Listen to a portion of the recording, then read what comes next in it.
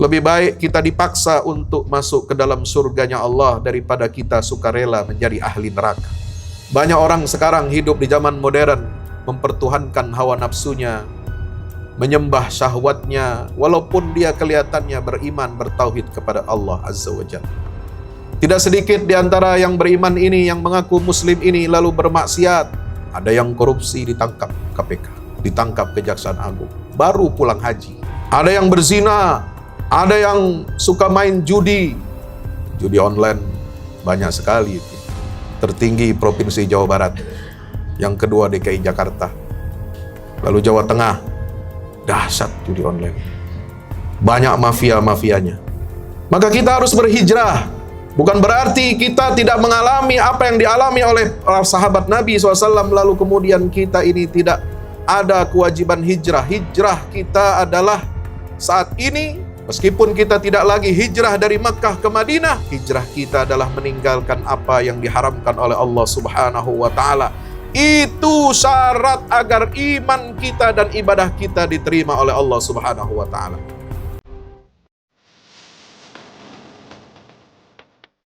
Segera hadir buku terbaru dari Ustadz Fahmi Salim, Haji dari Pemurnian Misi Kenabian ke Revolusi Kebangkitan.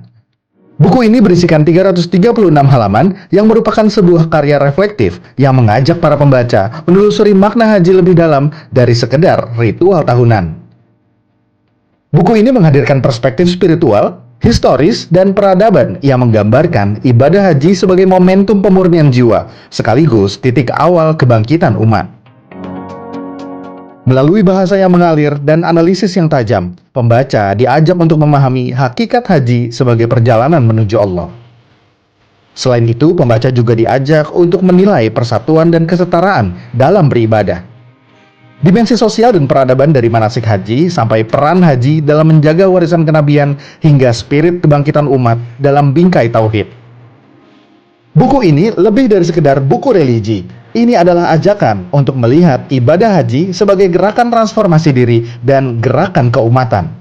Segera hadir di toko buku favorit Anda dan jangan lewatkan kesempatan untuk menjadi bagian dari perjalanan bermakna ini.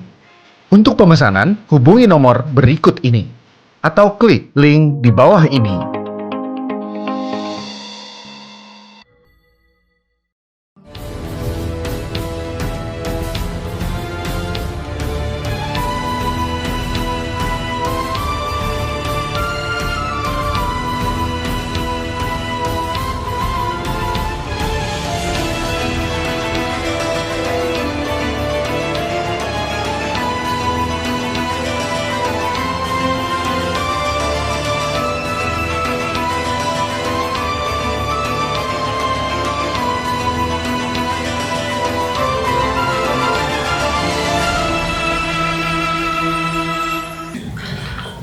Innal hamdalillah nahmaduhu wa nasta'inuhu wa nastaghfiruhu wa nastahdihi wa na'udzu billahi min shururi anfusina wa min sayyiati a'malina. Innahu may yahdihillah fala mudilla lahu wa may yudlil fala hadiya lahu. Asyhadu an la ilaha illallah wahdahu la syarika lahu wa asyhadu anna Muhammadan abdullahi wa rasuluhu la nabiyya ba'dah. Allahumma salli wa sallim wa barik alaihi wa ala alihi wa ashabihi wa man tabi'ahum bi ihsanin ila yaumil qiyamah. Ibadallah, usi nafsi wa iyyakum bi taqwallah.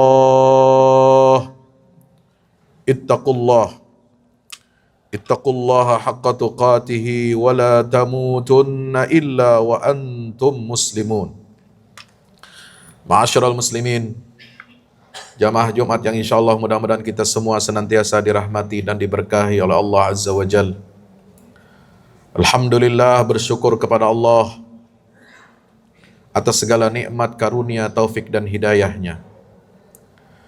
Alhamdulillah atas nikmat, taufik dan hidayah kita dapat beribadah di bulan Zulhijjah. Kita dapat menyaksikan betapa besar dan agungnya tanda-tanda kebesaran Allah Azza wa Jal di bulan Zulhijjah ini.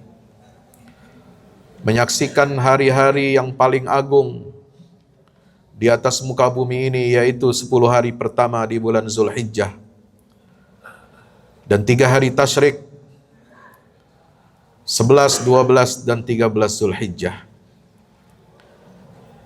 Maka itu kita patut bersyukur kepada Allah Subhanahu wa taala atas nikmat yang telah diberikan kepada kita. Meskipun musim-musim yang istimewa itu telah berlalu, tetapi ibadah kita kepada Allah tidak boleh berhenti. Al-a'mal la tantahi bintihail mawasim, walakinnaha tantahi bintihail ajal. Demikian kata Syekh Muhammad Saleh Ibn Utsaimin rahimahullah. Amal-amal saleh itu tidak akan dan tidak boleh berhenti dengan berhentinya musim-musim ibadah. Tidak boleh berhenti dengan selesainya bulan Ramadan. Tidak boleh berhenti dengan selesainya bulan Zulhijjah. Kita harus bergerak dari satu ibadah ke ibadah yang lain. Fa idza faraghta fansab wa ila rabbika farghab. Jika kita menyelesaikan satu urusan, kata Allah, maka bangkitlah untuk mengerjakan urusan-urusan perkara-perkara ibadah yang lainnya. Dan baru kita akan berhenti dari amal saleh ketika ajal menjemput kita. Ma'asyiral muslimin dirahmati Allah. Setelah jamaah haji kembali ke tanah airnya masing-masing, dan kita akan mengakhiri bulan Zulhijjah ini, segera kita akan memasuki tahun baru Islam, yaitu dengan peringatan hijrahnya Nabi kita Muhammad sallallahu alaihi wasallam. Mengapa tahun baru Islam itu kalendernya dimulai dari bulan Muharram? Karena dampak dari pengaruh nilai-nilai transformasi yang dihadirkan oleh ibadah haji itu harus melahirkan perubahan-perubahan besar. Karena setelah bulan Zulhijjah, itu adalah bulan yang ke-12 dalam sistem tanggalan Islam. Lalu masuki bulan yang pertama dalam tahun kalender Islam, yaitu bulan Muharram. Dan karena itu pula, para sahabat Khulafaur Rasyidin berijma menjadikan penanggalan Islam ini dimulai dari bulan Muharram. Kenapa? Karena perintah turunnya wahyu tentang hijrah kepada Nabi kita Muhammad SAW dan para sahabatnya itu dimulai di bulan Muharram. Maka berbondong-bondong sahabat keluar dari kota Makkah menuju Madinah.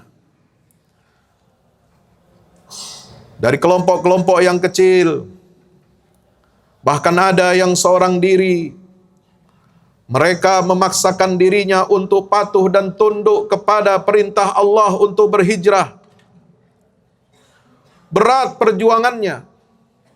Setelah 13 tahun di Makkah, mereka menghadapi ujian-ujian yang maha berat. Menghadapi penyiksaan, intimidasi, pengucilan, boikot ekonomi, dan lain sebagainya. Bahkan tidak sedikit ada yang mengalami pembunuhan. Mereka lalu kemudian diperintahkan oleh Allah untuk berhijrah dari Makkah ke Madinah, membangun sebuah tatanan baru, membangun sebuah tatanan yang merdeka dari kemusyrikan, sehingga umat Islam bisa bebas untuk beribadah kepada Allah Subhanahu wa taala dalam keadaan tenang dan nyaman. Allah Subhanahu wa taala berfirman di dalam surah Al-Baqarah ayat 218, "Innalladzina amanu walladzina hajaru wa jahadu fi sabilillah ulaika yarjuna rahmatallah wallahu ghafurur rahim."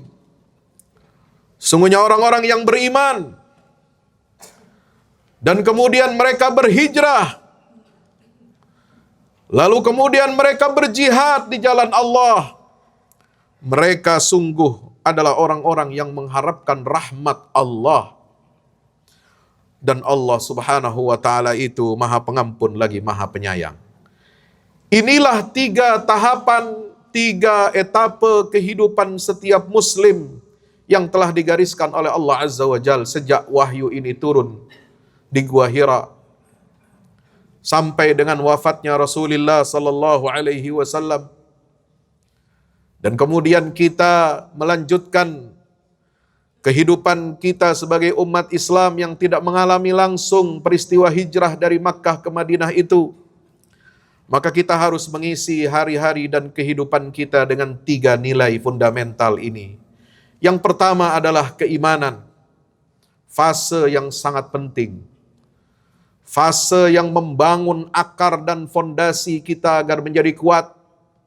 Dan itulah yang telah Allah ajarkan kepada kita umat Islam 13 tahun di Makkah. Ayat-ayat yang Allah turunkan, surat-surat, kurang lebih ada 85 surat. Al-Quran diturunkan pada periode Makkah ini untuk menguatkan akar-akar dan pondasi akidah setiap Muslim. Dikenalkan kita kepada Allah Azza wa Jal. Siapa Tuhan yang berhak untuk kita sembah? Bagaimana pandangan kita terhadap Tuhan itu?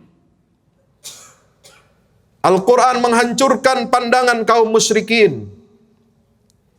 Mereka yang menyembah Allah tetapi juga menyembah selain Allah Subhanahu wa Ta'ala. Ma na'buduhum illa liyuqarribuna ilallahi zulfa. Tidaklah kami menyembah berhala-berhala itu, kata orang musyrik, kecuali hanya untuk mereka itu mendekatkan kami kepada Allah. Allah tidak kenal dan tidak pernah memberikan pengakuan legitimasi kepada pialang, kepada perantara, kepada mereka yang menjadi pintu, yang menjadi perantara antara makhluk dengan Allah Sang Khalik. Saudara yang dirahmati Allah Subhanahu wa Ta'ala, diajarkan umat ini pada periode Makkah pentingnya iman kepada Allah, iman kepada Rasul, kepada risalah, iman kepada kitab-kitab Allah yang diwahyukan kepada Nabi sebelumnya. Maka ribuan ayat diturunkan di dalam surat Makkah, menggambarkan bagaimana perjuangan para Nabi dan Rasul terdahulu. Bagaimana mereka mempertahankan ajaran Tauhid. Bagaimana mereka mendakwahkan Tauhid. Bagaimana mereka harus menderita, mengalami penyiksaan, mengalami intimidasi ketika mereka berdakwah di jalan Allah Subhanahu wa Ta'ala. Apa tujuan itu semua? Tidak lain dan tidak bukan adalah untuk menguatkan dan mengokohkan hati baginda Rasul dan para sahabatnya, bahwa apa yang mereka hadapi berupa penindasan, penyiksaan, dan berbagai macam ujian-ujian itu, mereka bukan orang yang pertama mengalaminya, karena mereka sudah ada umat-umat terdahulu yang telah mengalami penyiksaan dan penderitaan semacam itu. Tetapi kemenangan itu pasti Allah berikan kepada orang-orang yang bersabar. Setelah fase keimanan di Makkah ini dikukuhkan 13 tahun lamanya, maka Allah perintahkan Nabi SAW untuk berhijrah. Walladzina hajaru. Tidak sah keimanan yang telah tertanam selama 13 tahun. Tidak sah salat umat Islam selama 13 tahun di Makkah, kecuali mereka harus berhijrah di jalan Allah Subhanahu wa Ta'ala, meninggalkan kota Makkah menuju Madinah. Baru iman mereka itu betul-betul diterima oleh Allah Subhanahu wa Ta'ala. Inilah hebatnya nilai hijrah di jalan Allah Ta'ala itu. Maka kita yang tidak mengalami penindasan dan penyiksaan sebagaimana sahabat Nabi, kita pun harus berhijrah, memaksakan diri kita untuk meninggalkan kemaksiatan, meninggalkan apa saja yang dilarang dan diharamkan oleh Allah Azza wa Jalla. Lebih baik kita dipaksa untuk masuk ke dalam surganya Allah daripada kita sukarela menjadi ahli neraka. Banyak orang sekarang hidup di zaman modern, mempertuhankan hawa nafsunya, menyembah syahwatnya, walaupun dia kelihatannya beriman, bertauhid kepada Allah Azza wa Jalla. Tidak sedikit di antara yang beriman ini, yang mengaku muslim ini, lalu bermaksiat. Ada yang korupsi, ditangkap KPK, ditangkap Kejaksaan Agung, baru pulang haji. Ada yang berzina, ada yang suka main judi online, banyak sekali itu. Tertinggi Provinsi Jawa Barat, yang kedua DKI Jakarta, lalu Jawa Tengah. Dahsyat judi online. Banyak mafia-mafianya. Maka kita harus berhijrah. Bukan berarti kita tidak mengalami apa yang dialami oleh sahabat Nabi SAW, lalu kemudian kita ini tidak ada kewajiban hijrah. Hijrah kita adalah saat ini, meskipun kita tidak lagi hijrah dari Makkah ke Madinah, hijrah kita adalah meninggalkan apa yang diharamkan oleh Allah Subhanahu wa Ta'ala. Itu syarat agar iman kita dan ibadah kita diterima oleh Allah Subhanahu wa Ta'ala. Jangan kita salah paham. Iman sudah cukup, syahadat cukup, sholat cukup. Lalu dia campur semua keimanan itu yang sudah baik itu dengan maksiat, dengan judi, dengan zina, dengan korupsi, dengan LGBT dan lain sebagainya. Lalu kemudian dengan mudahnya dia mengatakan, gampang, nanti saya akan cuci dosa-dosa itu. Kalau ada money laundering, maka ada sin laundering, pencucian dosa di Mekah ketika menjalankan haji dan umroh. Nauzubillah min zalik. Saudaraku yang dirahmati Allah Subhanahu wa Ta'ala, jangan kita berniat melaksanakan haji dan umroh untuk sekedar mencuci dosa, tetapi kemudian kita kembali kepada setelan dan setting awal, dan kita tidak pernah beranjak dari kemaksiatan itu. Maka mari, di momentum ini, di akhir-akhir bulan Zulhijjah, memasuki bulan Muharram, mari kita semua bertekad untuk meninggalkan kebiasaan-kebiasaan buruk kita, maksiat kita, kefasikan kita. Kita harus berhijrah di jalan Allah Subhanahu wa Ta'ala. Dan yang kemudian yang ketiga adalah etape kehidupan setiap muslim ini adalah senantiasa berjuang di jalan Allah. Wajahadu fi sabilillah. Di Madinah kurang lebih ada 20-an surat yang turun kepada Nabi kita Muhammad sallallahu alaihi wasallam yang membawa syariat, aturan-aturan kehidupan dalam bernegara, tatanan sosial, tatanan ekonomi, tatanan politik, sistem pertahanan dan keamanan, hubungan internasional, semua ada dalam ayat-ayat dan surat Madaniyah yang turun setelah Nabi hijrah dari Makkah ke Madinah. Maka kita harus mengisi hijrah kita itu dengan jihad fisabilillah. Jihad membangun kapasitas diri kita agar kita senantiasa bertakwa kepada Allah. Jihad untuk membangun, membina keluarga kita agar keluarga kita memiliki ketahanan akidah, ketahanan mental dan ketahanan spiritual serta ketahanan moral sebagaimana yang dicontohkan oleh Nabiullah Ibrahim alaihi salam dan ibunda kita Siti Hajar, di mana mereka berdua berhasil mendidik putra-putranya. Hajar berhasil mendidik putranya Ismail alaihi salam.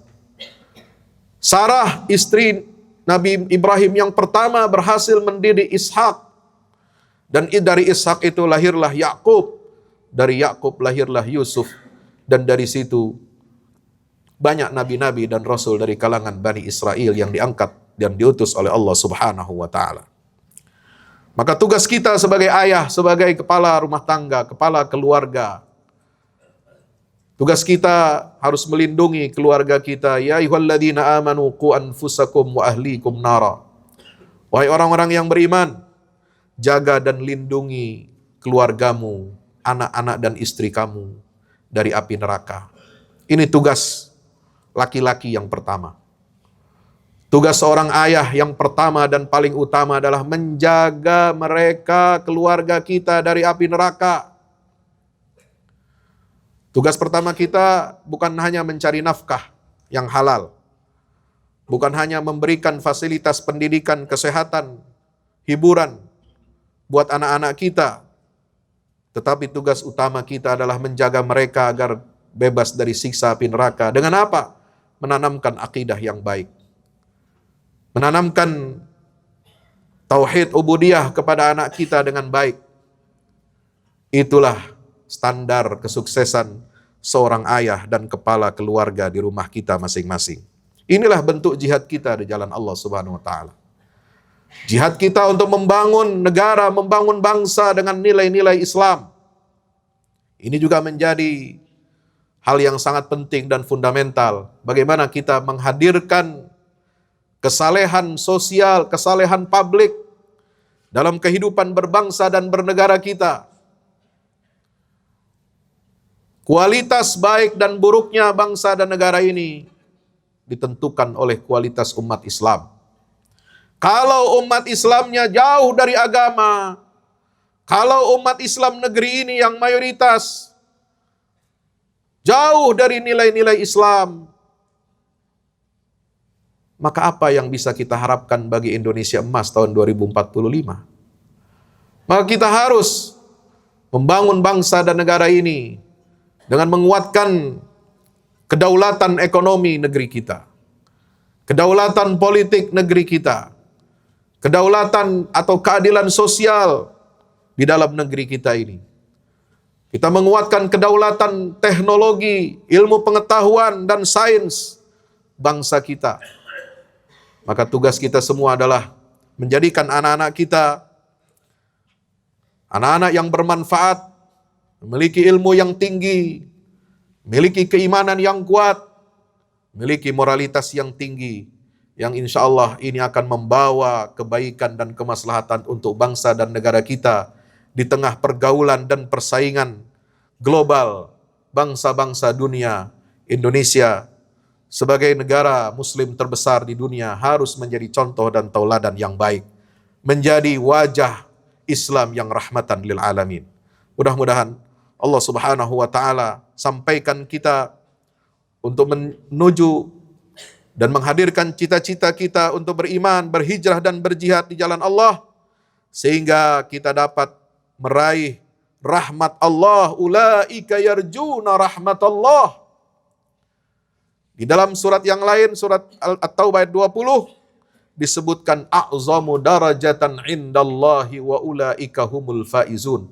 Kalau kita ingin menjadi pemenang, kalau kita ingin menjadi champions, maka kita harus melakukan dan memenuhi 3 syarat, yaitu memiliki keimanan yang kuat, memiliki tekad untuk berhijrah di jalan Allah, dan berjuang di jalannya dengan mengisi kapasitas kita, keluarga kita, masyarakat dan negara kita agar menjadi baldatun thayyibatun wa rabbun ghafur.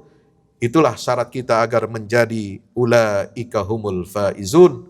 Barakallahu li wa lakum fil Qur'anil azim wa nafa'ani wa iyyakum bima fihi minal ayati wadh-dhikril hakim fastaghfiru innahu huwal ghafurur rahim. Alhamdulillahi wahdah, sadaqa wa'dah, wa nasara 'abdahu wa 'azza jundahu wa hazama al-ahzaba wahdah. Asyhadu an la ilaha illallah wahdahu la syarikalah wa asyhadu anna Muhammadan 'abduhu wa rasuluhu la nabiyya ba'dah.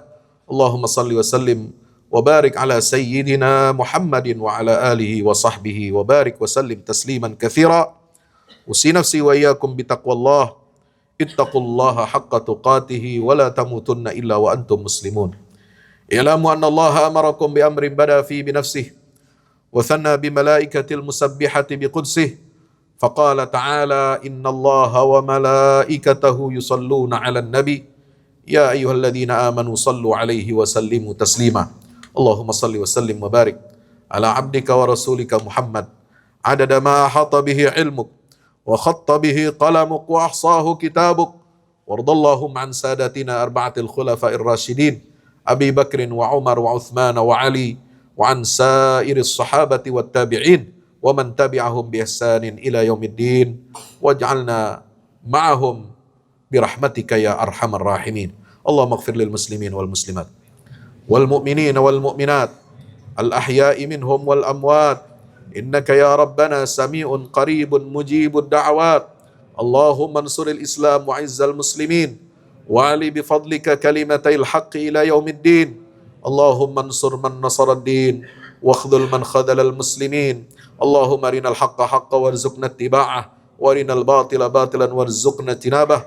Allahumma ahdina wahdi bina waj'alna sababan liman ihtada. Allahumma ati nufusana taqwaha wa zakkiha anta khairu man zakkaha fa innaka ya rabbana anta waliyuha wa maulaha. Rabbana atina fid dunya hasanah wa fil akhirati hasanah wa qina adzaban nar wa adkhilna al jannata ma'al abrar ya aziz ya ghaffar ya rabbal alamin. Wa sallallahu ala nabiyyina Muhammad wa ala alihi wa sahbihi wa sallam walhamdulillahi rabbil alamin wa aqimis salah.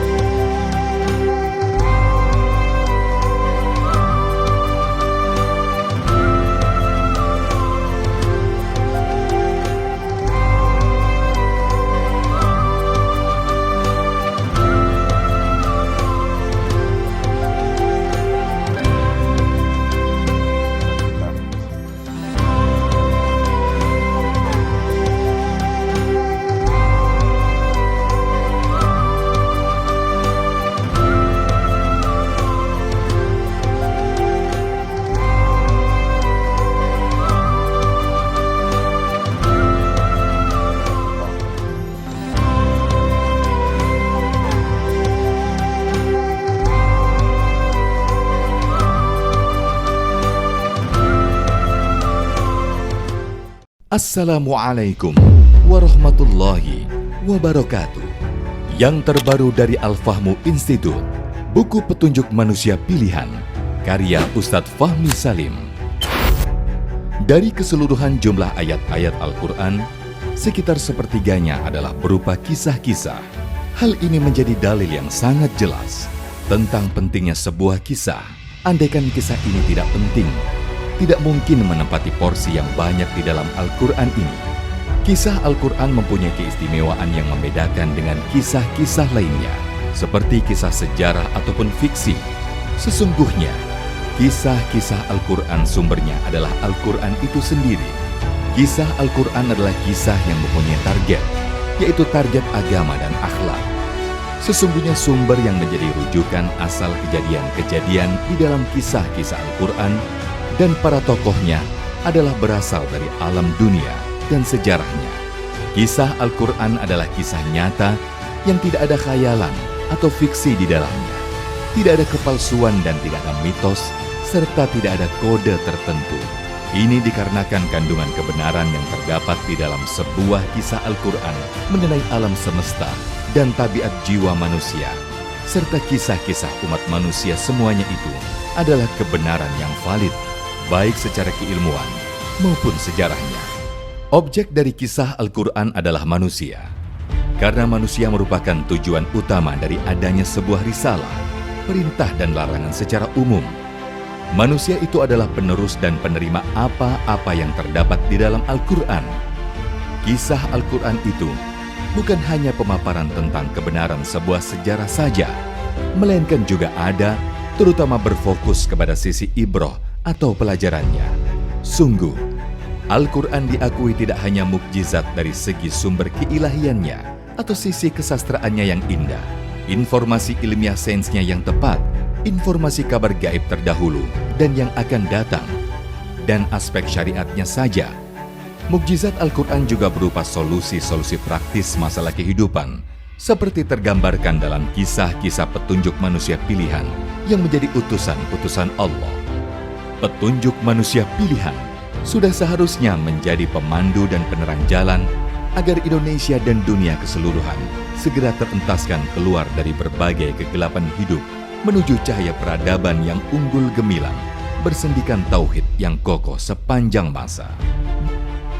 Dikemas dengan tuturan yang mengalir, bercerita tanpa menggurui, petunjuk manusia pilihan bisa menjadi khasanah di setiap keluarga untuk memetik pelajaran dari kisah-kisah manusia terdahulu, dan pelajaran itu berkaitan erat dengan kehidupan kita masa sekarang. Dapatkan segera. Wassalamualaikum warahmatullahi wabarakatuh.